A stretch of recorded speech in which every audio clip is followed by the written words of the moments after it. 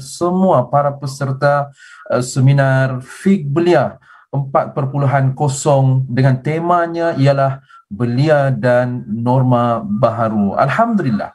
Syukur puji dan pada Allah Subhanahu Wa Taala dengan izinnya seminar Fik Belia dengan tema belia dan norma baharu 4.0 berjalan dengan lancar pada sejak bermula pagi lagi sehingga ketika ini, alhamdulillah. Dan hari pertama ini sebenarnya kita menutup tirai untuk hari pertama ni, belum lagi menutup tirai yang selesai, tetapi untuk hari yang pertama, iaitu kita tutup dengan malam ini dengan siri pertama siri kita, iaitu dengan forum wacana ilmu yang kita akan bincangkan sebentar saja lagi. Jadi saya meminta kepada semua hadirin yang ada dalam Zoom kita ketika ini harap bersabar, kerana malam ini saya sangat bersyukur dan bertuah kerana tetamu-tetamu yang akan mengupas topik kita pada malam ini adalah orang yang selayaknya dan mereka yang boleh kita katakan sebagai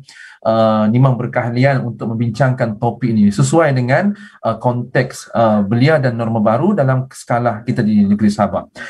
Baik, hadirin dan hadirat tetamu Allah Subhanahu Wa Taala, pada malam ini saya juga suka untuk memanjatkan kita salam dan selawat ke atas junjungan Nabi besar kita, Nabi Muhammad sallallahu alaihi wasallam. Allahumma salli ala sayyidina Muhammad, dan juga sekalian ahli keluarga baginda Rasulullah dan sahabat baginda Nabi dan sekalian para tabi-tabi'in yang mungkin. Alhamdulillah, mungkin dalam tempoh kita sejam lebih insya-Allah. Mudah-mudahan dengan izinnya tuan-tuan dan hadirin juga boleh menyediakan pen, kertas untuk menulis mungkin kata-kata hikmah ataupun satu poin-poin yang boleh kita kutip daripada perbincangan kita pada malam ini. Untuk maklumat tuan-tuan dan hadirin tetamu Allah Subhanahu Wa Taala di majlis ilmu ini, saya tidak bersorangan sebenarnya. Saya ditemani oleh dua orang tokoh yang tidak asing lagi sebenarnya di tanah air, bahkan di negeri Sabah ini sendiri. Ya, jadi untuk itu saya mungkin boleh perkenalkan dahulu siapakah mereka. Yang pertama, iaitu panel pertama kita pada malam ini, insya-Allah yang akan bersama dengan kita, iaitu yang berbahagia Al-Fadhil Ustaz Haji Muhammad Rafai Inarji.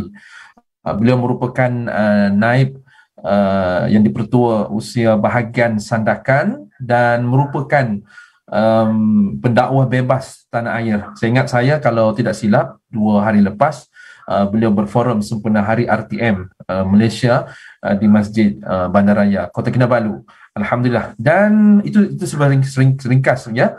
Yang keduanya panel kita. Ini bagi saya suatu hadiah besar untuk saya sepanjang hidup boleh berjumpa dengan iaitu tetamu kita yang cukup terkenal, iaitu yang berbahagia Datuk Profesor Dr. Taufik Yap Yun Hin. Saya rasa mereka pun sudah berada dalam ini untuk bersama-sama dengan kita. Baik, saya rasa tidak perlu untuk kita panjangkan lagi mukadimah ini.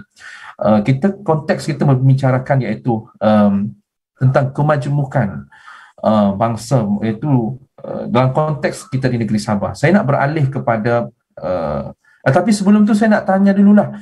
Saya nak melihat dua orang tokoh itu mungkin ada di sini. Saya nak tanya Ustaz Rafai ada dalam ni.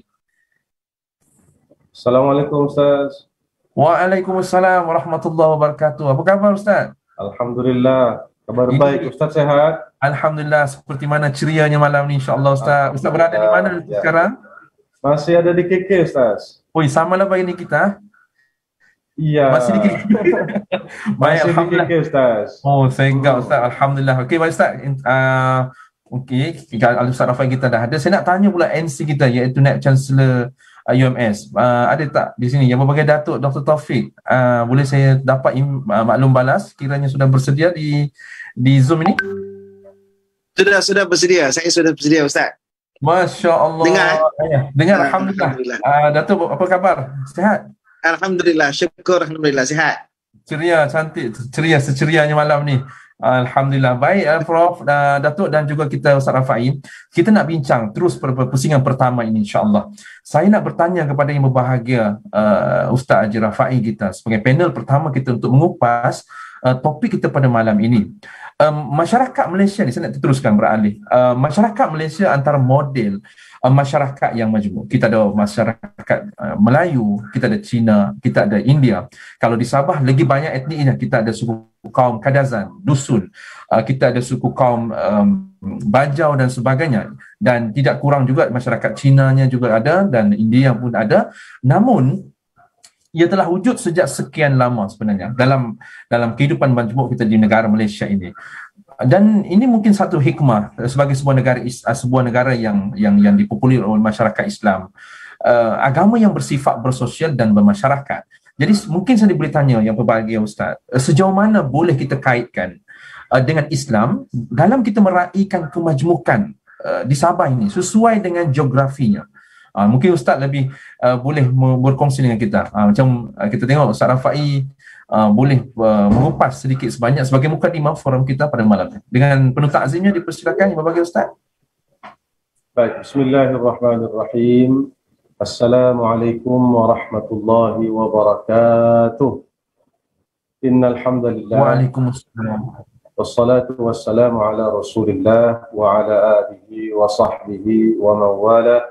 Rabbi shrah li sadri wa yassir li amri wahlul 'uqdatam min lisani yafqahu qawli. Qalu subhanak la ilma lana illa ma 'allamtana innaka antal alimul hakim. Shadaqallahul azim wa ba'd.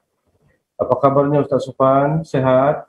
Alhamdulillah Ustaz. Baik. Sehat seperti mana hendaknya kita malam ni, insyaAllah. Alhamdulillah. Sebelum kita lanjut, saya ucapkan tahniah atas kejayaan menganjurkan Fik Belia 4.0 pada kali ini. Alhamdulillah. Terima kasih. Ya, walaupun dalam suasana PKPP kita melaksanakan melalui sosial media secara maya, namun itu tidak menghalang kita untuk meneruskan niat murni kita, insyaAllah. Alhamdulillah. Terima kasih. Terima kasih. Yang saya hormati, lagi saya kasihi, yang berbahagia Datuk NC. Apa kabar Datuk? Sehat? Alhamdulillah, syukur. Alhamdulillah, sehat Ustaz. Ya, nampak Datuk ceria. Saya sebelum ni nampak Datuk di media sosial saja. Hari ini Alhamdulillah kita bertatap wajah. Salam kenal Datuk. Mudah-mudahan Datuk terus sehat walafiat. Alhamdulillah. Ya, sama-sama. Seterusnya sahabat-sahabat yang bersama-sama kita pada malam ini, turut didoakan mudah-mudahan kita semua berlimpah rahmat, maghfirah Allah Subhanahu wa taala, dan yang paling penting walaupun kita bersiaran secara maya, mudah-mudahan itu tidak mengurangkan keberkatan majlis ilmu kita, insyaAllah. InsyaAllah. Baik, sahabat yang dikasihi sekalian, bila bicara tentang masyarakat majmuk di negeri kita dan khususnya di Malaysia, kalau di tanah Semenanjung itu dikenal dengan 3 bangsa besar, bangsa Melayu, bangsa Cina dan bangsa India. Namun bila kita turun melihat uruf ataupun situasi keadaan di negeri Sabah kita melihat bahawa di negeri Sabah ni Ustaz, Datuk, Doktor, kita ada 35 etnik lebih di Sabah ini dan mentuturkan lebih daripada 55 lebih bahasa di Sabah ini. Macam Ustaz Suphan sendiri, kalau saya tidak silap, Ustaz Suphan ni pecahan daripada sungai ataupun idahan. Betul lah Ustaz? Masya Allah. Ini dari mana dapat yang info ni? Ya. Allah. Terima kasih Ustaz. Terima kasih. Baik. Kemudian Idaan ini, sungai ini banyak pecahan. Ada sungai Labuk, ada sungai Subut, ada sungai Segama. Dan sungai saja pun kalau kita faham ada banyak bahasa di kalangan bangsa sungai. Demikian juga saya orang Suluk.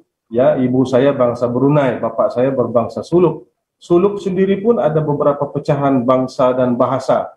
Dan kemudian Brunei pun begitu juga, ada beberapa jenis pertuturan di kalangan bangsa Brunei. Dan saya yakin begitu juga dengan sahabat-sahabat berbangsa Bugis dan Bajau dan seumpamanya.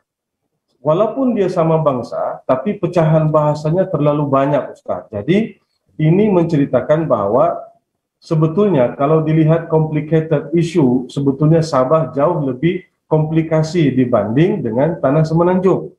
Namun bila kita melihat Ustaz, Datuk Doktor, di Sabah ini sebetulnya kita lebih merasakan kasih sayang kemajmukan di kalangan bangsa sesama kita. Walaupun kita ini berlainan bangsa dan juga berlainan agama, tetapi nilai kemasyarakatan dan sosial kemasyarakatan di kalangan kita itu dapat kita rasakan, Ustaz, dan kita tidak merasakan bahwa ada masalah di kalangan kita. Satu, yang keduanya kita melihat Datuk Dr. Prof sendiri pun sebetulnya berbangsa Cina. Betul kan, Datuk ya? Kemudian saya yakin bahwa Datuk alhamdulillah itu saya ingat Datuk convert ya, memeluk agama Islam. Walaupun saya tengok Datuk kalau tidak siang nama siangnya Yap ya Datuk, dengan izin. Ya betul. Iya, betul. Dan saya yakin Datuk dapat menerima Islam itu hasil daripada bermasyarakat dan bersosial sesama bangsa di kalangan budaya di negeri kita ini. Barangkali Datuk biasa bergaul dengan orang kampung yang berbangsa Bajau, berbangsa Dusun, ada yang Islam dan bermacam-macam. Sehingga asbab daripada bermusyawarah, bermasyarakat, bersosial itu sehingga agama itu dapat tersebar secara tidak langsung. Satu. Yang keduanya, Ustaz, bila kita melihat kepada nilai-nilai agama, Ibnu Khaldun dalam kitab Al-Muqaddimah itu ada menyebut, kata beliau bahwa al-insan madaniyun bit-tab'i. Maknanya yang namanya insan atau manusia itu sikapnya adalah secara tabi'i dia itu mesti hidup secara madani. Apa madani? Bermasyarakat, bersosial. Dia tidak boleh hidup dengan sendiri, Ustaz. Macam kita, kalau di kalangan bangsa kita sendiri, kita hidup di kampung kita saja, tidak bercampur dengan bangsa-bangsa lain, biasanya kurang dia punya keharmonian. Tapi bila di kampung kita bercampur baur dengan bermacam-macam suku bangsa, akhirnya itu akan mewujudkan sebuah keharmonian di kalangan bangsa yang ada di kampung tersebut. Satu. Yang keduanya, Ustaz, Datuk Doktor dan sahabat-sahabat yang dihormati sekalian, bila kita melihat kata-kata Ibnu Khaldun bahwa manusia itu sikapnya adalah secara tabi'i mesti hidup bermasyarakat, bersosial. Kenapa? Sebab hidup bermasyarakat ini, sahabat-sahabat yang mulia, merupakan fitrah manusia. Secara fitrah, Allah Ta'ala menciptakan manusia ini berpasang-pasangan. Bahkan Allah Ta'ala menciptakan alam maya ini, ada langit dan ada bumi. Ada hujan, ada panas, ya. Kemudian ada, pokoknya Allah menciptakan segala sesuatu itu secara berpasang-pasangan. Ada lelaki dan ada perempuan. Dan sebetulnya kepelbagaian inilah yang mengheret kita untuk menghargai sebuah kemajmukan dalam bermasyarakat. Dan ini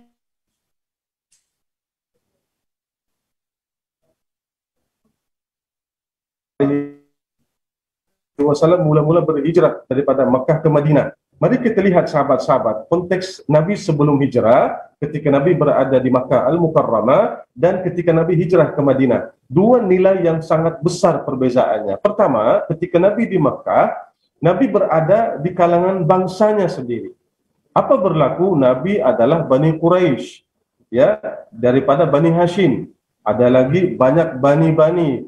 Quraisy ini satu bangsa besar dan banyak pecahan-pecahan kabilah di bawah Bani Quraisy. Dan Rasulullah SAW itu Bani Quraisy yang daripada jalur Bani Hashim.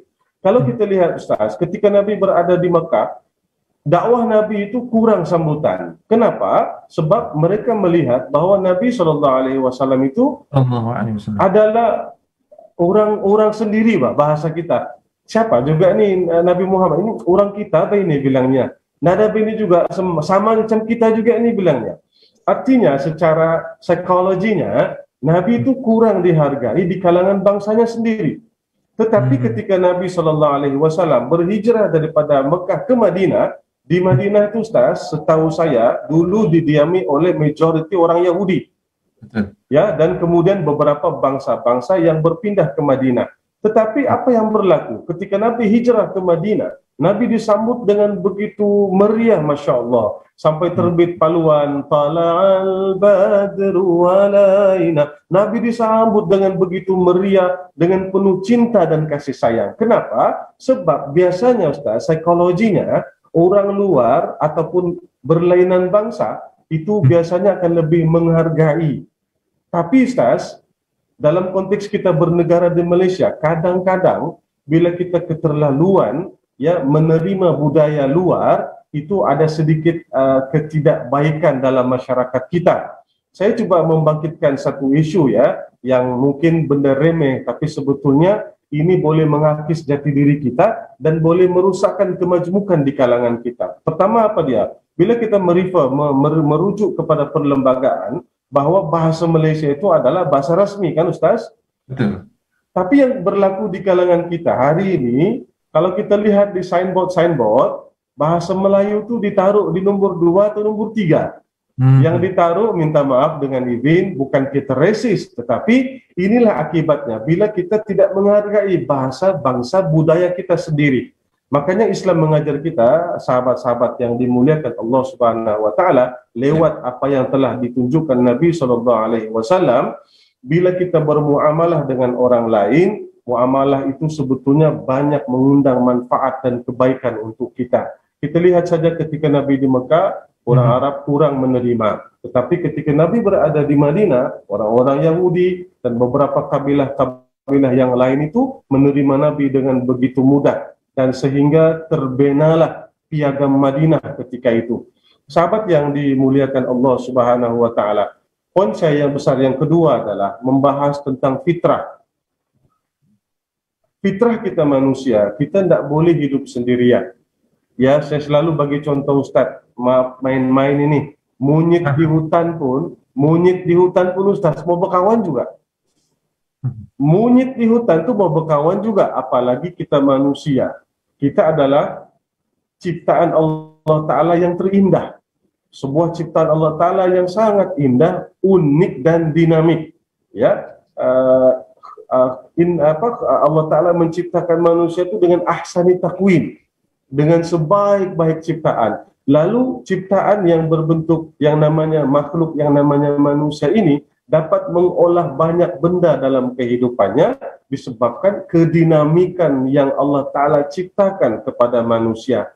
Ada satu ungkapan ataupun statement yang pernah dikeluarkan oleh seorang doktor daripada Indonesia. Dia ini berbangsa Jawa, bukan Islam Ustaz. Tapi ketika dia buat kajian, dia ini pakar fenomenologi. Dia mengkaji tentang fenomena, tentang manusia, tentang penciptaan manusia, anatomi, struktur manusia. Akhirnya dia mendapati bahwa katanya Tuhan menciptakan manusia dengan rupa bentuk yang seperti ini, itu kerana setiap ciptaan itu ada fungsinya yang tersendiri. Bayangkan, apalagi sahabat yang dimuliakan Allah, ketika kita bermuamalah dengan orang lain, kesempurnaan ciptaan Allah Ta'ala terhadap kita manusia ini berperanan menyebarkan keharmonian lewat kemajmukan bermasyarakat. Ustaz Supan, maaf, berapa minit nih Ustaz? Sikit lagi lah, boleh insyaAllah. Boleh sikit lagi, ya baik. Sebagai mukadimah ya sahabat-sahabat yang mulia. Makanya sebagai rolling down saya, sebelum saya tutup untuk round yang pertama ini, pusingan yang pertama, maka mari kita kembali kepada bagaimana ajaran Nabi SAW.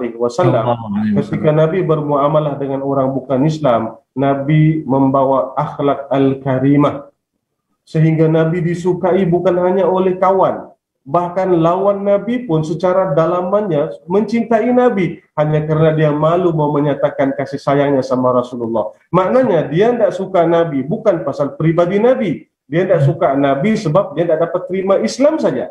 Jadi kita hari ini kalau mau mewujudkan masyarakat majmuk yang berkait rapat dengan nilai Islam, kita juga kena membawa nilai sebagaimana yang Nabi SAW sudah tunjukkan sama kita. Jangan kita terlalu ekstrim melihat uruf di kalangan bangsa kita, sehingga akhirnya kita bukan menjadi asbab orang dapat hidayah, tapi menjadi asbab terhalangnya hidayah sampai sama orang lain. Wallahu a'lam. Terima kasih Ustaz. Baik, terima kasih yang berbahagia Al-Fadhil Ustaz Haji Muhammad Rafai kita dengan kupasan mukadimah tadi. Cukup menarik. Saya tertarik dengan insan yang sikapnya bermadani, kata bermasyarakat, berkomuniti, berinteraksi dengan alam, dan sudah pastinya. Jadi kita pun mengajak sebenarnya para belia-belia kita, para seminar yang ada pada malam ini, dan insya-Allah bersama pada esok hari mampu mengangkat kemajmukan ini sebagai satu kaedah meraihkan agar Islam lebih subur, Islam lebih semarak di waktu-waktu akan datang. Baik, saya nak beralih kepada yang berbahagia Profesor Dr. Taufik. Sebenarnya mungkin dah lama menunggu Datuk ya. Alhamdulillah tetap tapi ceria tu. Kalau orang Cina ni Ustaz, kita boleh tahu lah, boleh tahu mata sepit-sepit sikit. Ya. Boleh tahulah. Kalau orang Suluk ni gagah perkasa sikit lah ya. Kalau orang Sungai tu macam-macam lah. Baik, saya nak beralih kepada yang berbahagia Datuk lah. Sebelum tu Ustaz, kita nak war-warkan juga sebenarnya. Yang berbahagia Profesor Datuk kita ni sebenarnya telah mendapat pengiktirafan, iaitu pengiktirafan antarabangsa sebagai 2% saintis terbaik di dunia. Kita ucapkan tahniah sebenarnya. Alhamdulillah, tahniah Datuk. Ya. Terima kasih. Orang sini bilang bukan kaling-kaling lah tu Datuk bukan kaling-kaling. Baik, kita nak berlanjut teruslah kepada yang berbahagia Datuk. Saya nak bertanya dengan lanjutan. Sejauh mana nilai Islami? Tadi seperti mana Ustaz Rafai kata, yang kita tahu Profesor adalah pada asalnya convert dan sebagainya. Sejauh mana nilai Islami yang ada di Sabah yang ada di Sabah ni dalam kerukunan hidup bermasyarakat dan kemajmukan masyarakat yang pelbagai etnik dan bangsa di Sabah. Dan untuk maklumat sebenarnya, ini satu maklumat jugalah yang berbahagia Ustaz Rafai. Profesor Dr. Kita ni sebenarnya juga adalah anak jati Sabah. Ya, betul. Saya tahu. Tapi saya ambil tahu Datuk ni. Saya tahu background Datuk. Alhamdulillah. Ni followers ni. Kita followers.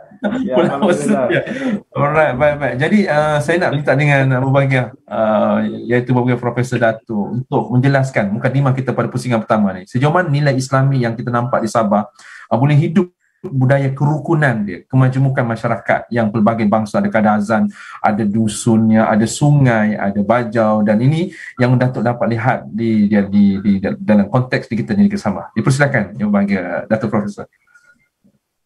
Bismillahirrahmanirrahim. Assalamualaikum warahmatullahi wabarakatuh. Salam sejahtera. Alhamdulillah. Terima kasih kepada moderator pada malam ni, Ustaz Muhammad Sufan. Dan juga panel kita pada malam ini, Ustaz Muhammad Rafai. Alhamdulillah. Terima kasih di atas jemputan untuk bersama dalam seminar fiqh pada kali ini.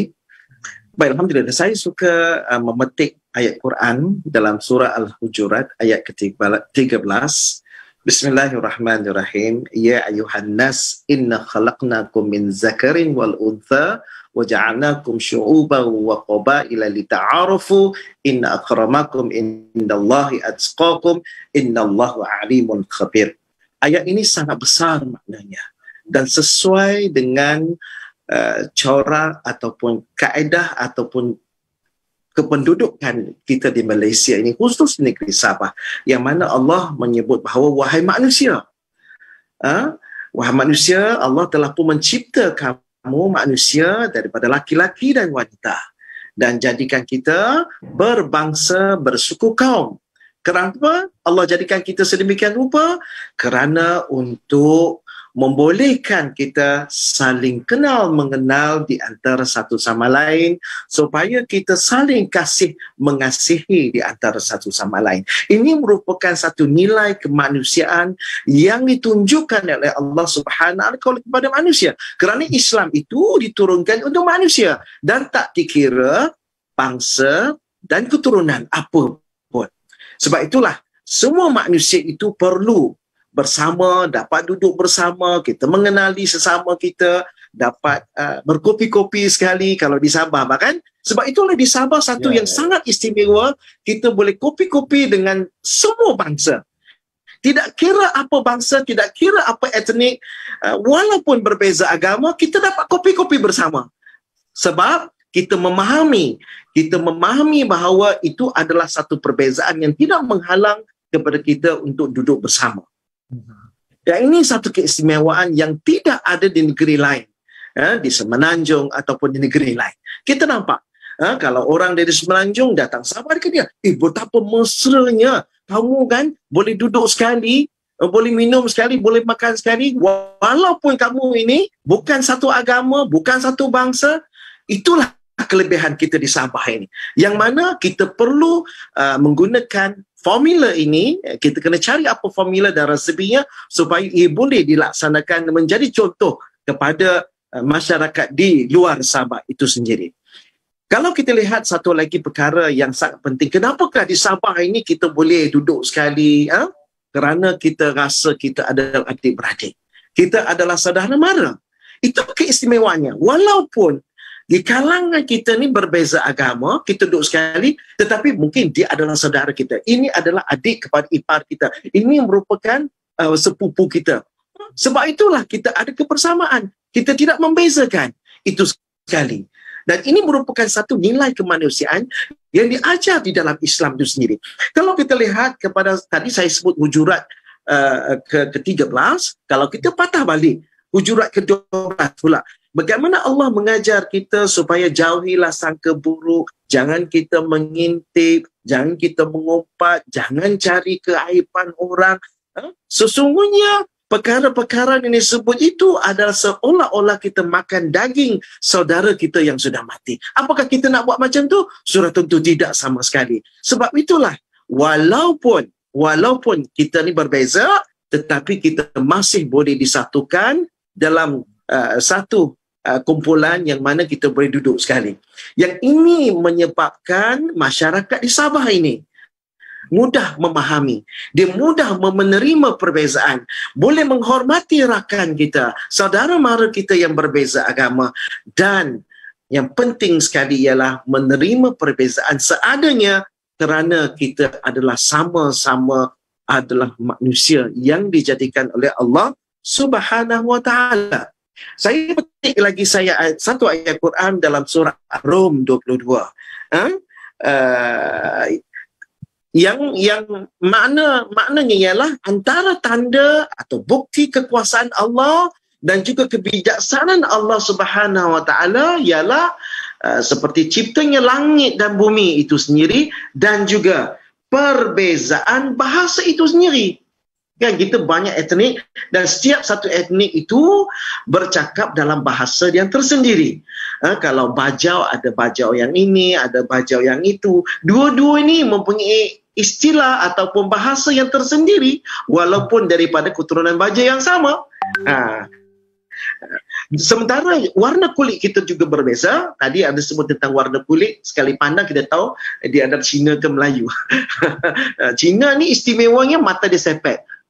Jangan hina mata sepet itu, kerana di dalam sepetnya mata itu ada seni dari segi penciptaan mata, yang mana itu adalah kuasa Allah Subhanahu wa taala.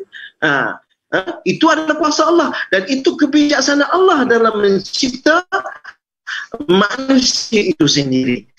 Sebab itulah sama-samalah antara satu lagi nilai yang ialah kita saling membantu di antara satu sama lain. Jangan kita kopi-kopi, kita dapat membantu, kita dapat kerjasama, kita ada tahap toleransi yang cukup tinggi, yang mana inilah yang merupakan nilai-nilai kemanusiaan dalam Islam yang sepatutnya kita praktis, yang kita ikuti bersama. Saya rasa, tetapi di akhir ayat ke-13 dan juga ayat 12 itu ialah supaya untuk Allah mengajak kita supaya sentiasalah kita bertakwa kepada Allah Subhanahu wa taala. Kepercayalah kepada Allah. Siapa Allah? Allah adalah Tuhan kita yang mencipta kita, yang Maha Esa. Dan walaupun kita buat dosa, manusia memang kadang-kadang kita buat salah, kita buat dosa, tetapi dalam ayat itu penghujungnya Allah kata Allah penerima taubat lagi Maha Penyayang. Sebab itulah kita lihat bahawa untuk kita kasih kepada manusia lain, untuk kita mengenal nilai, kita mesti ada sifat sayang menyayang di antara manusia itu sendiri. Dan inilah antaranya nilai-nilai Islamik yang ada pada kita, dan kita minta peliharalah nilai-nilai yang baik ini supaya kehidupan kita di negeri Sabah khususnya dapat hidup dalam aman damai, dalam masyarakat yang harmoni dan tidak mencari kesalahan sesiapa pun, insya-Allah. Baik, terima kasih Yang Berbahagia Profesor Datuk Taufik. Cantik kupasan, padat dan juga nimang. Saya tertarik dengan kopi-kopi tu. Nanti Ustaz Rafai, kita boleh ikut dengan Prof untuk berkopi, ada kopi-kopi, duduk sama-sama sambil-sambil boleh. kena roti apa, roti InsyaAllah roti boleh. Roti goyang Alhamdulillah. tu. Tapi Ustaz Rafai jangan tengok yang berbagai Datuk ni, dia juga gemar menu nasi Arab mandi. Wah, Itu Alhamdulillah. kesemuan kita. Baik. Baik. Jadi itu sebenarnya apa kita nampak ni majmuk. Kalau saya tengok pun Ustaz dan Prof, kalau kita tengok di Sabah ni pun begitu. Kita tengok masyarakat kalau ada kenduri kendaranya, ada majlis keramaian ataupun ada kematian dan sebagainya. Kita tengok masyarakat kita tidak perlu diundang, mereka boleh datang, dan yang uniknya datang mereka tu tidaklah bersahaja, tetapi datangnya mereka dengan ringan tulang, dengan budaya bantu-membantu dan sebagainya. Saya ingat dulu kalau zaman-zaman sekolah tu seronok kalau main baik kayu tiga. Main kayu tiga, kita tengok ramai kawan-kawan yang pelbagai bangsa, tetapi kita boleh duduk bermain satu cita rasa yang sama. Jadi ini satu kelebihan di negeri Sabah, dan kita mengharap belia-belia kita pada malam ini yang menonton program kita pada malam ini dengan tema kemajemukan bangsa memacu ummah boleh dijadikan satu panduan kepada anak-anak muda kita, terutamanya peserta seminar Fiqh Belia 4.0. Baik, kita nak beralih ke pusingan yang kedua. Saya nak beralih kepada yang berbahagia Al-Fadhil Ustaz Muhammad Rafai Narji. Kalau kita lihat Nabi SAW ketika mana Nabi SAW berhijrah ke Madinah, seperti mana yang dah disebut pada awal pusingan tadi, kita tengok apa yang berlaku ialah Nabi diraikan begitu luar biasa, sehingga kan padahal waktu tu Nabi tak hantar WhatsApp dulu ni Rasulullah akan datang atau mengenali secara background, hanya sekadar dengar info saja. Tapi Nabi diraikan dengan lantunan syair-syair Arab, kemudian di offer tanah buat rumah dan masjid dan sebagainya. Dan kita tahu ketika itu mereka menunggu-nunggu, sehingga ada dikhabarkan dalam riwayat mereka menaiki pokok buah kurma itu melihat kedatangan mana Rasulullah yang dikatakan sebagai utusan Allah Ta'ala.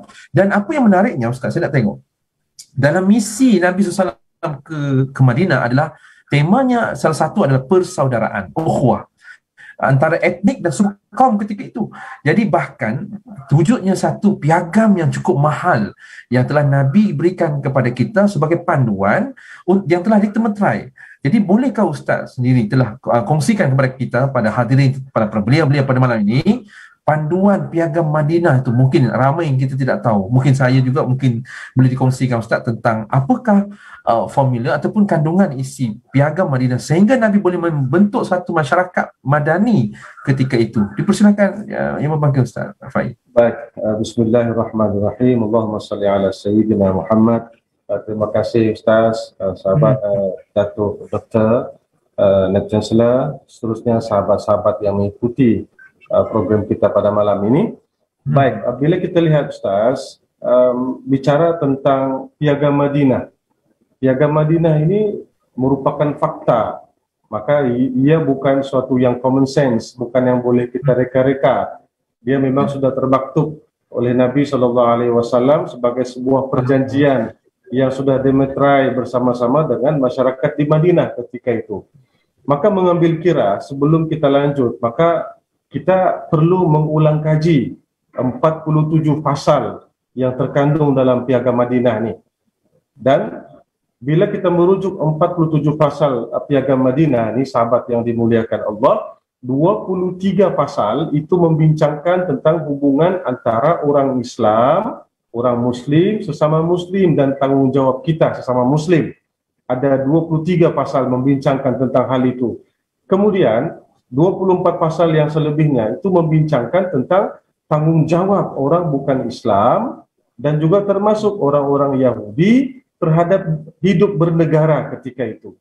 Baik, sahabat yang dimuliakan Allah Subhanahu wa Ta'ala, sebelum kita lanjut membahas tentang piagam Madinah ini, ada satu ungkapan yang suka saya kongsi pada malam ini. Katanya apa?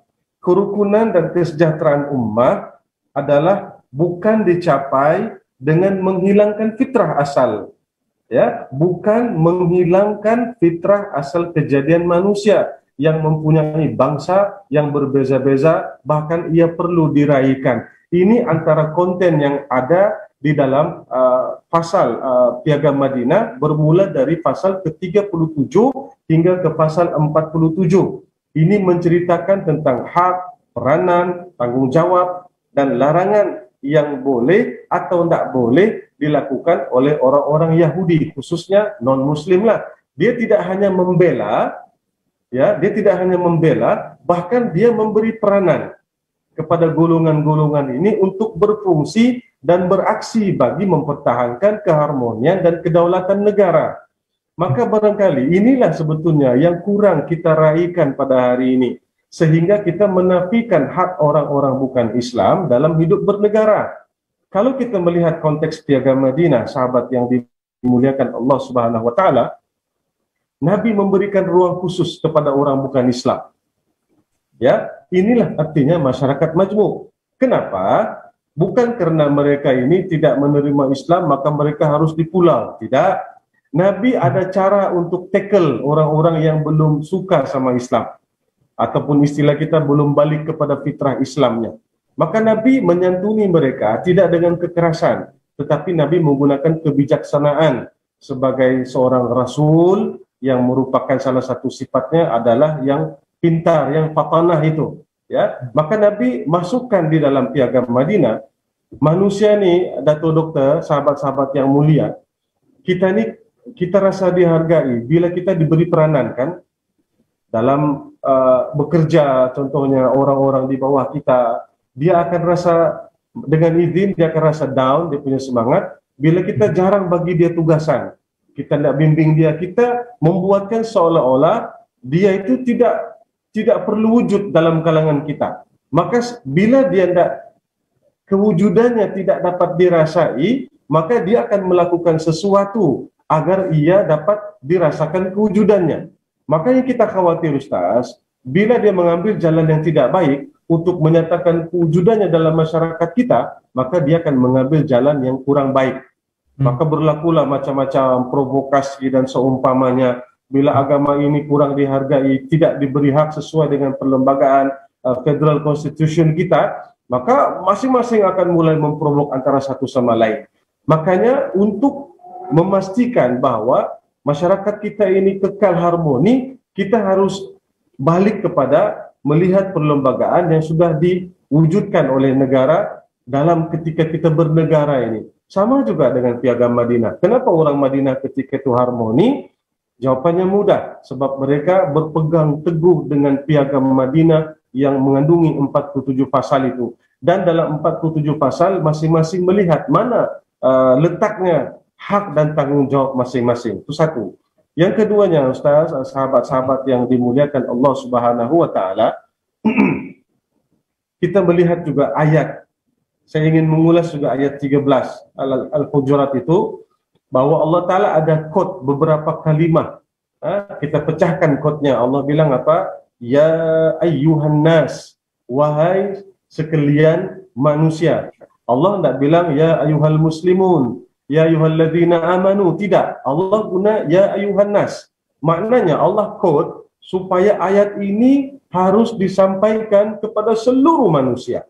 Seluruh manusia yang wujud di muka bumi harus merasa bahwa dia itu dicipta oleh Allah Ta'ala, dia itu adalah makhluk ciptaan Allah, walaupun mungkin akalnya menolak ketuhanan, tetapi fitrahnya tidak boleh menolak rasa ketuhanan yang wujud dalam dirinya. Satu. Yang keduanya, Allah kod lagi apa dia?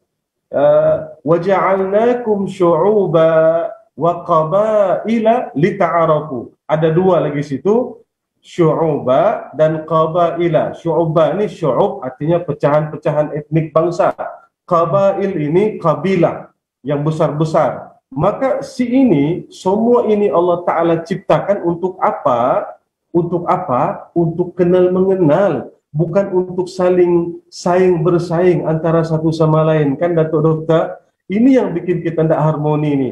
Bila kita saling bersaing, sebetulnya kita ini selalu saya sebut Datuk Dokter, sahabat-sahabat, kita semua ini ibarat puzzle.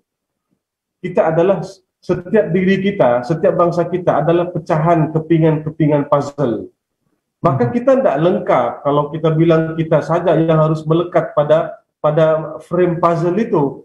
Kita menafikan Lekukan puzzle itu tidak sama sahabat-sahabat, dia mesti berbeza lekukan baru dia boleh bercantum. Dan itu adalah fitrah, kita tidak boleh nafikan kewujudan bangsa-bangsa di dunia ini. Ini kuasa Allah Ta'ala, Pak. Untuk apa? Supaya lita'arafu, bila saling kenal mengenal, akhirnya akan mulai mencari nilai-nilai ketuhanan dalam bermuamalah, bermasyarakat itu. Kemudian Ustaz, ada masalah lagi Ustaz? Ada. Oke, Ustaz bagi signal saja ya. Ini kalau sudah bercakap nih payah akan berhenti sudah nih, minta maaf. Baik. Oke, kemudian kita lihat lagi kepada perlembagaan. Oh maaf, sebelum itu kita lihat di ujung ayat 13 Al-Hujurat. Allah quote lagi satu. Apa Allah bilang? Inna akramakum indallahi atqakum. Sesungguhnya yang dimuliakan di kalangan kamu itu, yang teramat mulia di kalangan kamu di sisi Allah, siapa? Allah tidak bilang maaf dengan izin orang Cina, orang India, orang Melayu, orang Suluk, orang Bajau, orang banyak harta, orang yang tinggi pangkatnya, maaf, orang yang tinggi sekolahnya. Tidak. Allah menggunakan kalimat atqakum. Kenapa? Supaya manusia merasa sama rata di sisi Allah. Siapa yang berjuang untuk meraih takwa, dialah yang mulia di sisi Allah. Jadi orang kaya, orang miskin, yang penting takwa. Kaya tidak takwa, rusak. Miskin tidak takwa, lagi rusak. Nada pangkat, nada takwa, hancur. Ada pangkat, nada takwa pun hancur juga. Jadi sahabat yang dimuliakan Allah, indahnya Allah Ta'ala menyusun ciptaannya, sehingga Allah memberi satu garis panduan agar kita dapat bersatu dalam satu titik. Apa dia? Takwa. Jadi bila kita semua memburu takwa, akan kita lewati nilai perbezaan bangsa, akan kita lewati nilai perbezaan kasta, akan terhapuslah segala perbezaan pangkat dan darjat di kalangan kita manusia. Syaratnya semua kita mesti memburu takwa. Maka Ustaz, yang sahabat-sahabat yang dimuliakan Allah Subhanahu wa Ta'ala, kita kena ingat, ini juga harus kita sampaikan mesejnya kepada sahabat-sahabat bukan Islam di luar sana. Apa mesej kita? Ini dinyatakan dalam perlembagaan Piagam Madinah juga. Pasal yang ke-47, pecahannya. Apa disebutkan? Hak dan tanggung jawab kaum bukan Islam adalah setara dengan hak Muslim selama mana mereka menjaga tanggung jawab sebagai rakyat yang taat dan patuh kepada perjanjian. Itu sama. Islamkah, tidak Islamkah, yang penting kita mesti refer kepada tanggung jawab mentaati perlembagaan kita. Bila semua refer pergi sini, kita akan aman. Jangan mau jadi hero, jangan mau jadi starring. Ini yang banyak kita tidak harmoni ini. Oke, kemudian kekukuhan ukhuwah sesama rakyat adalah tunjang kepada kesepaduan. Kekukuhan ini yang penting ini, ukhuwah kita. Macam Datuk cakap tadi, kita kupi-kupi. Datuk, untuk makluman, saya punya mama, sebelah mama saya itu dari Brunei. Moyang saya Datuk orang Wales, orang putih. Kawin sama orang dusun Brunei. Jadi kami ini Datuk caca marba, sudah rujak sudah kami ini Datuk. Kemudian bapak saya orang Suluk, ada campur Arab sedikit lah. Kemudian saya punya makcik saya kawin sama Sino Kadazan Penampang. Itu dia masuk Islam zaman USNO. Saya punya uncle nih, Johan Ahyuk. Ahyuk punya grup ini, uncle saya punya keluarga nih semua. Di Penampang ramai belum Islam. Kemudian saya punya keluarga sebelah Brunei masih ada yang non-Muslim Ustaz. Jadi kami ini bercampur dan saya biasa datang majlis Christmas keluarga saya di Brunei. Memang maaf dengan izin singgarung lah. Itu biasa lah itu. Memang ramaiti lah dorang.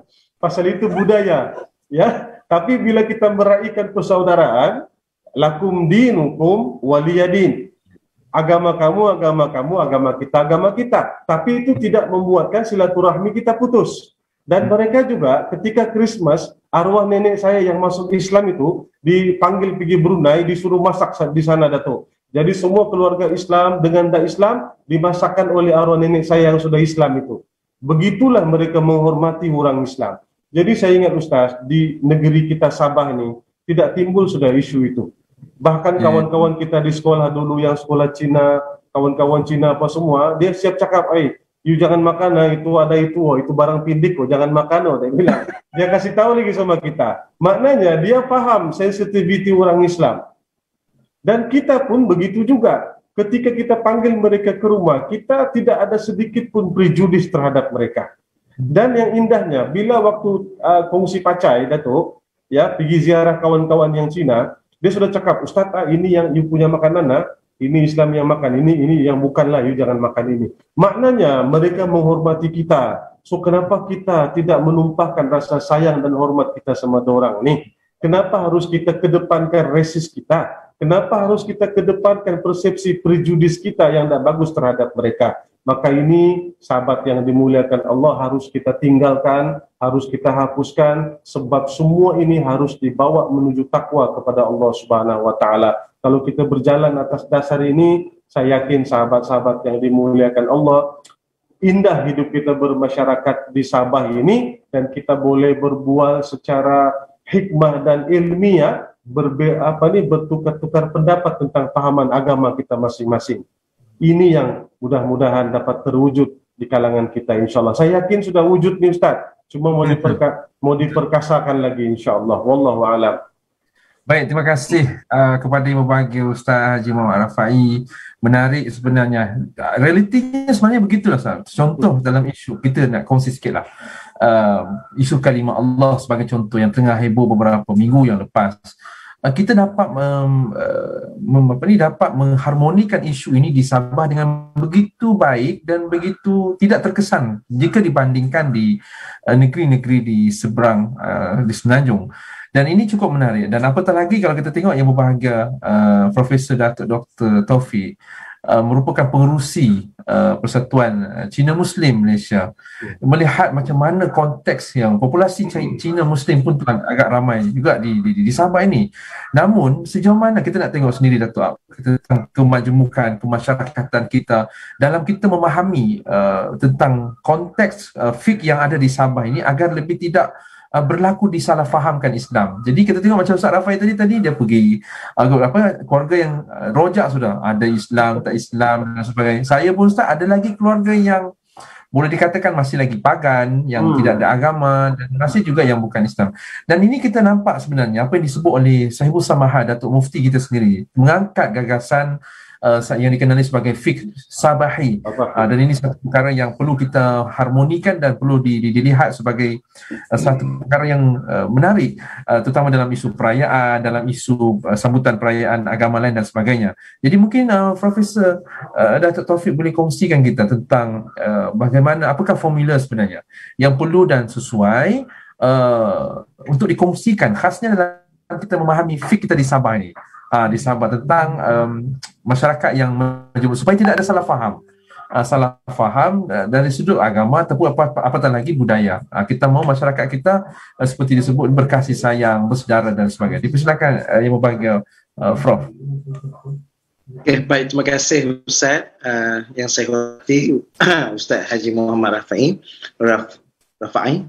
Baik, alhamdulillah. Kita nampak di negeri Sabah ini sangat istimewa sebagaimana yang telah saya sebutkan tadi, dan kita lihat salah silah keluarga kepada Ustaz Rafai tadi pun sudah bercampur dengan begitu luas lagi, sehingga kan akar umbi dia saya pun tak tahu yang mana sekarang nak kata keturunan apa, tapi itu bukan masalah kita di Sabah sebenarnya. Masalah kita adalah sesama manusia.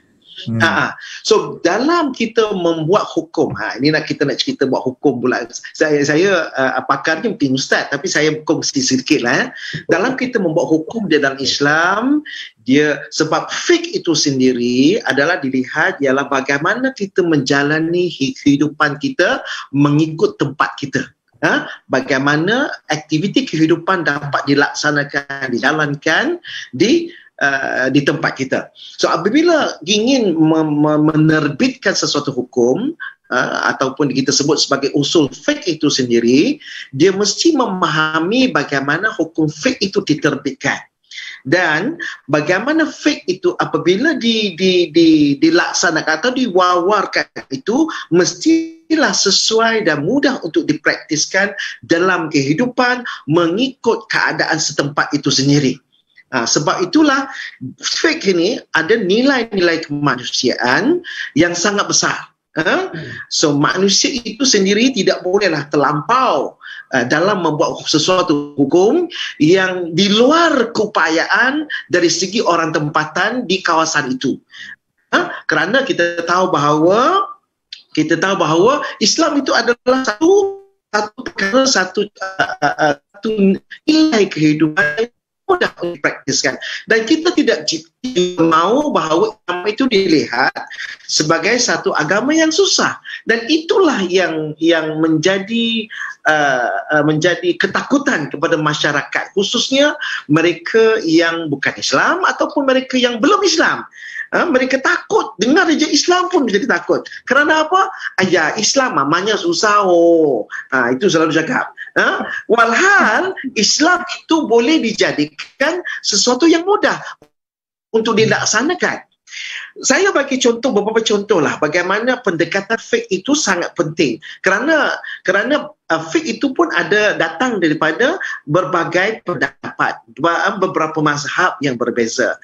Dan di Malaysia kita pakai Syafi'i, ada Hambali, ada Hanafi, ada Maliki, dan semuanya itu adalah sunnah wal jamaah dalam skop kita. Contohnya saya bagi, bagaimana masyarakat di negeri Sabah ini kita suka tolong-menolong. Sebagaimana tadi Ustaz dah sebut, kita menolong orang. Tak kisahlah Islam tak Islam. Tapi ada setengah seorang kata, kita tak boleh tolong orang bukan Islam. Kerana apa? Kita takkan dapat pahala. Siapa yang bagi pahala? Allah bagi pahala, bukan awak. Who are you? Siapakah kita yang mengatakan bahawa apabila kita tolong orang bukan Islam, kita dah dapat pahala? Cuba kita perhatikan surah Al-Mumtahanah ayat ke-8. Allah tidak melarang kamu untuk membantu orang yang tidak mengganggu agama kita.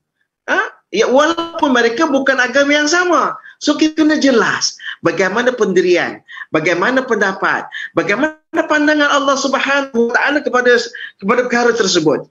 Satu lagi lah, masyarakat kita kan dalam satu kampung, ada yang Islam, ada yang tak. Kampung kita adik pun tidak ada Islam. Macam ada, saya ada keluarga beradik saya tak Islam.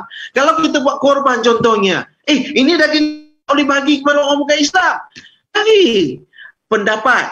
Ada pendapat yang membolehkan, ada pendapat yang tidak mengharuskan. So, yang mana boleh kita mudahkan untuk kita terima pakai di kawasan kita itu, maka kita guna. Tidak masalah.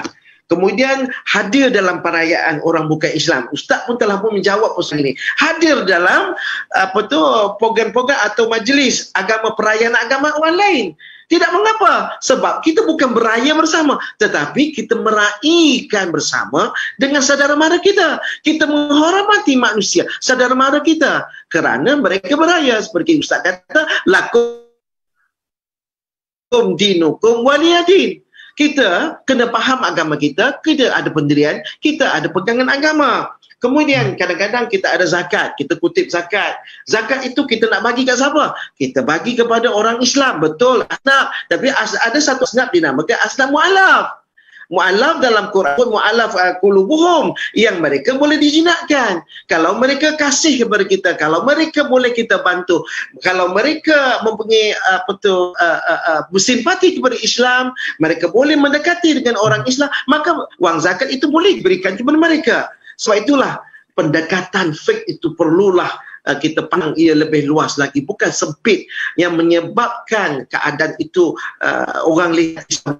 Sebab itulah antara fiqh Sabah inilah yang akan saya kemudian yang kita nampak bahawa inilah kesesuaian fiqh itu yang boleh kita amalkan di negeri Sabah, dan bagaimana cara kehidupan orang-orang di Sabah ini telah menunjukkan bahawa Islam itu sebenarnya mudah untuk dilaksanakan. Islam itu senang dipraktiskan bersama, walaupun kita hidup dalam negara komuniti yang berbagai kaum dan juga berbagai agama itu sendiri. Terima kasih.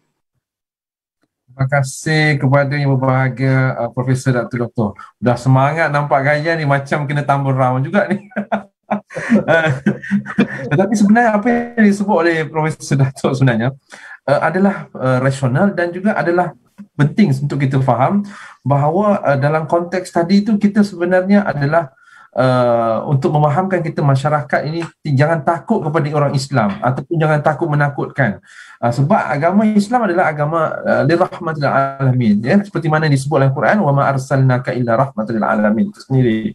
Bahkan disebut juga oleh Al-Quran yang ayat menjadi tonggak kepada dasar kepada lita'arafu, saling kenal mengenal, bukan setakat kenal pada bangsanya, kenal juga pada budayanya, mengenali dia punya cara hidup. Itu juga di satu anjuran kepada masyarakat orang-orang Islam agar menyuburkan. Jadi kita nak berharap sebenarnya Datuk, agar belia-belia kita malam ini yang menonton insya-Allah memahami konteks negeri di Sabah ni yang majmuk, boleh memacu ummah yang lebih kuat, menjadi contoh kepada negeri yang lain, dan menjadi satu contoh model sebuah masyarakat yang begitu harmoni hidupnya.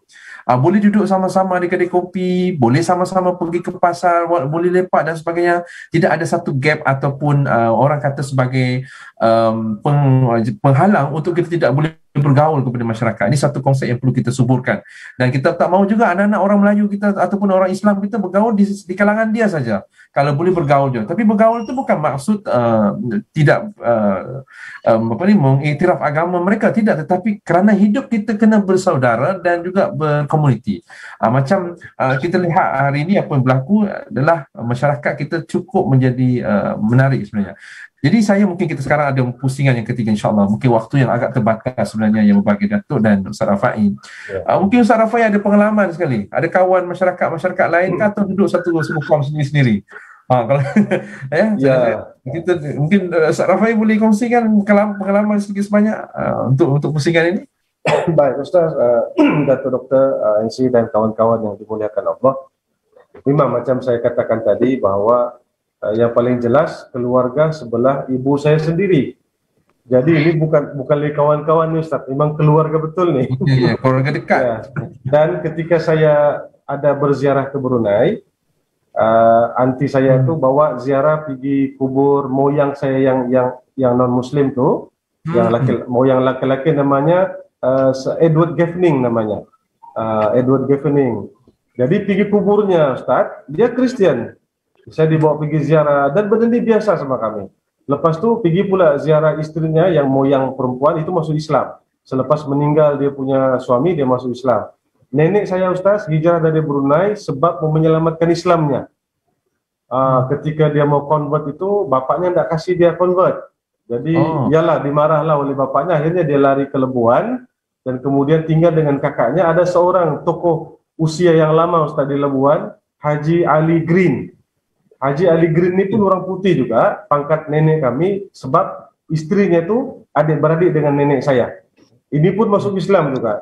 Jadi maksudnya Ustaz, pengalaman yang ada tu saya belajar dan mungkin juga kita ada pemikiran yang tidak terlampau ekstrim ya bila kita bermuamalah dengan orang bukan Islam. Sebab yang saya lihat Ustaz, bahawa yang nombor satu dinilai orang menjadi cerminan agama kita itu bukan ilmu kita, tapi yang menjadi cerminan agama kita di hadapan orang lain adalah akhlak kita.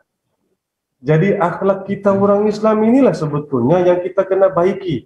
Kenapa orang lari dari agama kita? Ini Syekh Basuni Imran, limadha ta'akhkhara al-muslimun? Dia tanya orang, kenapa orang Islam selalu uncit? Tahu kan uncit? Kenapa orang Islam selalu nombor di belakang selalu bila orang Sabah uncit? Bisa. Ya, last nomor last saja kita ni. Lalu Syekh Basuni Imran, mufti kerajaan Sambas, dia jawab senang saja. Li'annahum taraku dinahum, sebab orang Islam meninggalkan nilai ajaran agamanya. Apa nilai ajaran agama kita? Kasih sayang. Kita tahu agama itu adalah rahmat, tapi kita tidak membawa rahmat dalam masyarakat kita. Yang kita bawa adalah kerangka kecil kotak otak kita yang hanya ta'assub dengan satu jalur, sehingga kita melupakan bahwa agama itu adalah rahmat kepada seluruh manusia.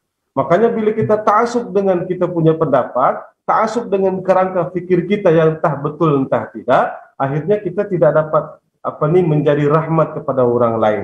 Ustaz, sebelum kita lupa juga, Fik Sabahi mudah-mudahan cepat disiapkan oleh tim-tim kita ini insya-Allah. Dan kalau kita lihat Datuk Doktor, bahwa fik itu sifatnya adalah kefahaman beragama. Dia bukanlah guna untuk menghukum orang, bukan. Ini yang kita misunderstood ini.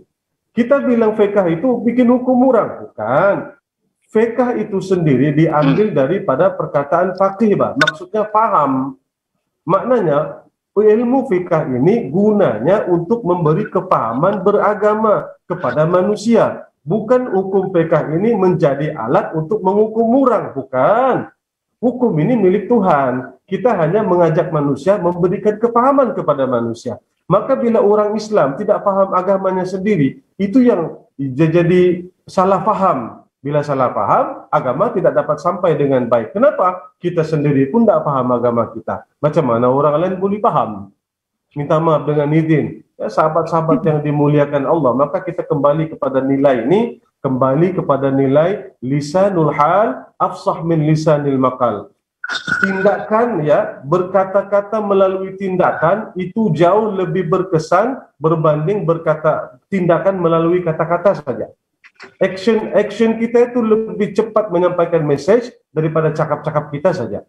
Jadi kalau kita lihat di luar sana ada kawan-kawan sahabat-sahabat yang berusaha melakukan nilai-nilai baik ini, kita jangan blame.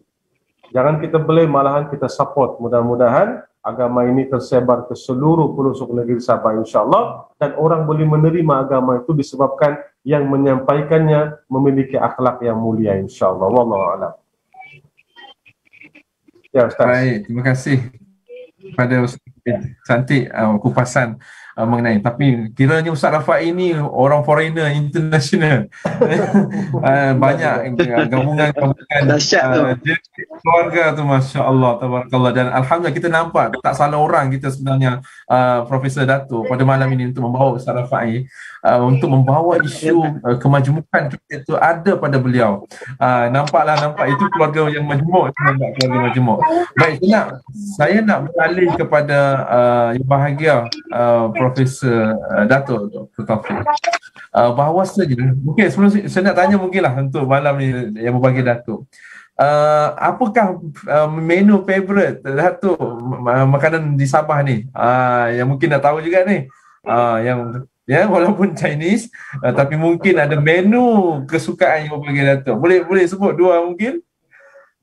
Saya tertarik dengan Linopot. Linopot. Masya Allah. Ya, makanan nasi dia bungkus dengan daun besar tu. Dengan satu lagi bronco. Wah, sedap tu Dato', sedap tu. Ya, bronco, ya. Bronco, Masya Allah. Baik, saya nak tanya yang bagi Dato' sekalian, soalan yang terakhir untuk pusingan ini, ya, sebelum kita nak menutup gerai forum kita sempena seminar Fiqh Belia 4.0 ini. Maksudnya sekarang ni kita bersama-sama, mungkin di peringkat akademiknya yang berbahagia Dato', dan kita di peringkat bawahan ataupun di sudut kebersamaan kita untuk mengangkat gagasan Fiqh Sabahi ini, perlu diangkat. Mungkin sebagai ulasan sedikit Fiqh Sabahi ini, yang berbahagia Profesor Dato' untuk kita faham salah satu kaedah, adakah yang sesuai untuk masa ini, untuk kita garapkan dan kita suburkan dia kepada semua generasi anak muda khasnya, supaya mesej Islam itu dapat difahami tanpa prejudis yang disebut oleh yang berbahagia tu Ustaz Rafai tadi. Dipersilakan yang berbahagia tu. Baik, terima kasih. Saya pertamanya kita ucapkan jutaan terima kasih kepada Sahibul Samahah Mufti Negeri Sabah kita kerana memperkenalkan Fiqh Sabah ini. Saya rasa sudah sampai masanya ini bukan hanya diperkatakan, tetapi mesti didokumentkan supaya boleh menjadi bacaan dan rujukan kepada masyarakat masa depan itu. Baik, sebenarnya fiqh itu sendiri merupakan satu kefahaman fuqaha terhadap syariah, dan fiqh itu kita kena ingat bahawa fiqh itu tidak statik. Fiqh itu boleh berubah dan kita sebut sebagai dynamic. Dia dynamic dan juga fleksibel mengikut keadaan dan juga masa, disesuaikan mengikut keadaan itu sendiri. So, masyarakat awam mungkin dia tidak memahami perkara ini. Sebab itu dah kita memerlukan para akademik, para asatiza yang pakar dalam bidang fiqh itu sendiri. Mereka mestilah memikirkan kaedah yang tertentu yang sesuai untuk supaya Islam itu dapat dilaksanakan mengikut syariat Islam dengan sebaik-baiknya. Sebab itulah apabila hukum fiqh itu hendaklah disesuaikan dengan keadaan di mana tempat itu sendiri, dan dia mesti memahami beberapa perkara juga fiqh itu sendiri. Pertama ialah adat kebiasaan sesuatu tempat, okey, ataupun uruf masyarakat setempat. Yang kedua, faktor dan juga nilai masa. Dan yang ketiga ialah faktor nilai akhlak manusia itu sendiri. Tiga perkara ini memainkan peranan yang penting dalam kita memahami usul fiqh ataupun memahami bagaimana hukum fiqh itu dapat diasaskan di situ. Sebab itulah kita perlukan para akademik di universiti itu menelaah, mengkaji, juga memahami realiti kehidupan tempatan setempat itu. Dan dari situlah mereka mempertimbangkan ijtihad yang sesuai, apakah yang sesuai dapat dipraktiskan dan dapat melakukan syariat Islam itu di tempat tersebut. Sebab itulah fiqh yang telah pun diterbitkan pada zaman silam telah mengikuti keadaan semasa itu dengan nilai adat dan juga kebudayaan setempatan itu. Contohnya banyak hukum-hukum fiqh itu diasaskan berdasarkan masa yang lepas, yang pertama. Yang keduanya berdasarkan kepada budaya setempat di mana ulama itu menerbitkan hukum. Sebab itulah kalau hukum itu diterbitkan mengikut budaya Arab, sudah tentu ianya tidak sesuai dilaksanakan di negeri Sabah ini khususnya, dengan pelbagai etnik, pelbagai bahasa, pelbagai percayaan itu sendiri. Sebab itulah banyak hukum fiqh yang diperkenalkan. Kadang-kadang tidak dapat menyelesaikan masalah kita, malah mendatangkan masalah yang lagi besar.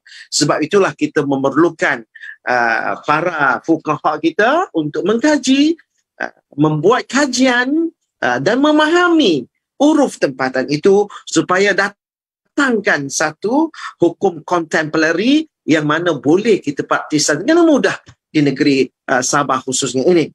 Dan saya kita minta semualah anak-anak kita supaya memahami Islam itu dari sudut yang lebih terbuka. Jangan melihat Islam itu dari satu sudut yang sempit. Dulu pun saya mula-mula Islam pun saya tidak memahami Islam secara luas. Kadang-kadang rasanya hidup ni terlalu susah. Contohnya lah, dulu saya fikir kalau duit kertas, duit shilling tu kan susah betul kita nak bawa ke sembahyang. Sebab apa, kepala saya fikir, duit ni kalau lah pernah dipegang oleh orang yang jual babi ke, orang yang pegang arak ke, macam mana ni saya nak bawa sembahyang ni? Susah betul. Kita kali duit itu saya kena letak ke tepi bawa dia sembahyang. Sebab takut duit itu dalam poket kita. Satu lagi contoh, itu kan menyusahkan. Islam tak suruh kita fikir duit itu datang dari mana, siapa dah pegang, siapa dah guna, tak ada. Sampai ke tahap itu. Kemudian dulu mula-mula Islam kan, kita ada hukum samak itu sendiri. Samak itu kena bersihkan. Kalau terkena dengan benda-benda yang najis berat, hukumnya kita nak bersihkan najis berat macam mana? Salah satunya ialah kita kena menggunakan air tanah dan 7 kalilah basuh. Salah satu air itu air tanah, kan? Dulu. Kemudian saya cakap dengan kawan lah, bagaimana saya dulu pernah makan babi. Dululah sebelum Islam. Jadi macam mana saya nak bersihkan dalam? Jadi kau ambil tanah juga, masuk dalam gelas, biar tanah itu turun, lepas tu minum. Maka kita telah pun sama seluruh badan kita. Begitulah kefahaman. Yang kalau kita tak faham Islam itu sendiri, kata nak sama seluruh badan. Kalau benda dah masuk darah, dalam masa badan kita dah makan, darah itu adalah suci, tidaklah najis sekali lagi. Kadang-kadang kita fikir air liur orang pun tak makan najis. Tidak, air liur orang yang kafir itu tak najis. Janganlah fikir sebegitu. Kadang-kadang kita mengambil pendekatan fiqh yang begitu susah, sehingga kan susah hidup kita. Sebab itulah kita kena memahami Islam secara lebih menyeluruh, lebih baik, supaya Islam itu dapat mudah dipraktiskan dan dapat dilihat sebagai satu agama yang senang, satu agama yang cantik, yang sesuai untuk semua orang sekalipun. Baik, terima kasih. Baik.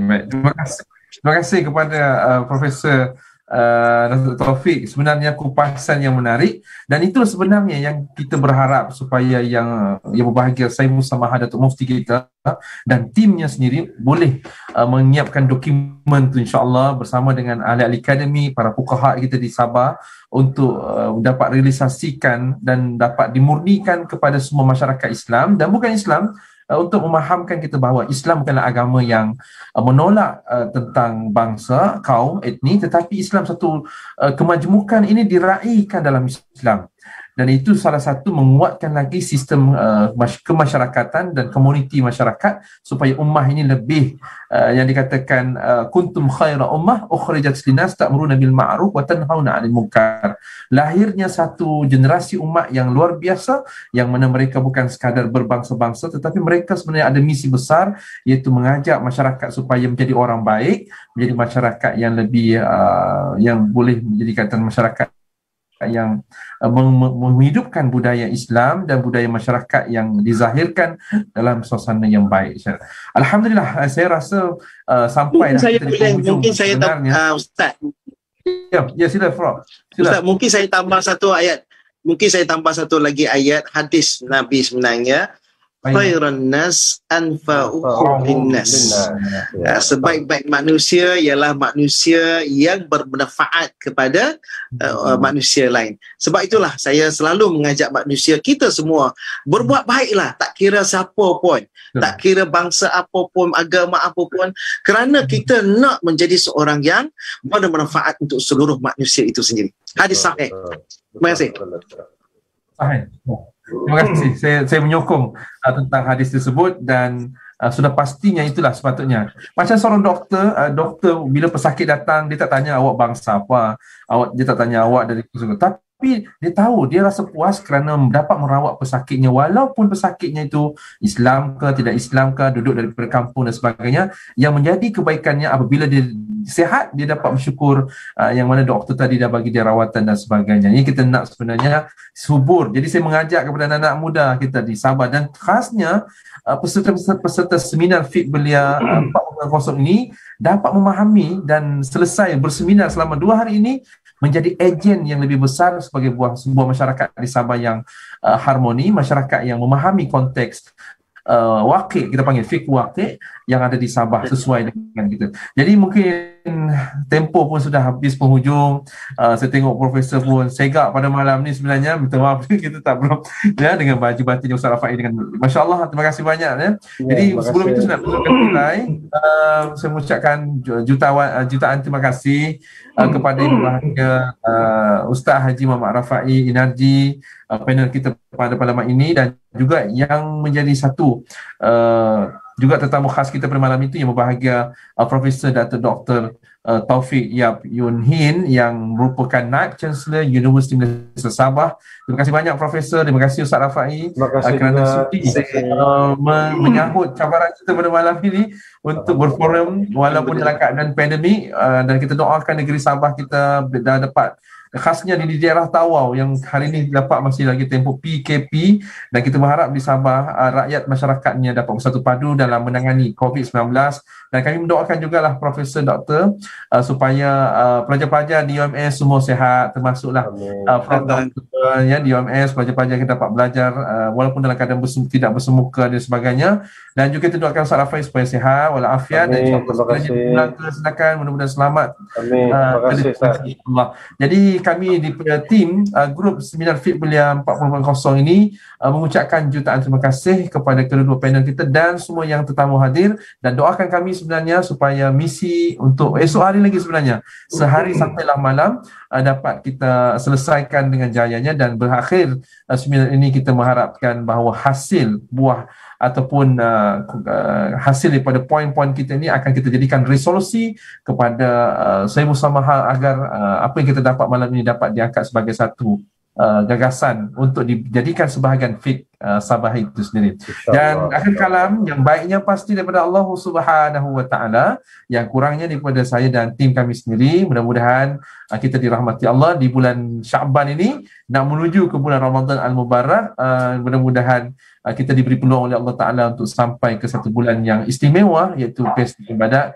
Dan apapun, kita jumpa lagi di lain waktu dan masa, insyaAllah, dengan akhir kalam yang mulia. Assalamualaikum warahmatullahi wabarakatuh. Waalaikumsalam warahmatullahi wabarakatuh.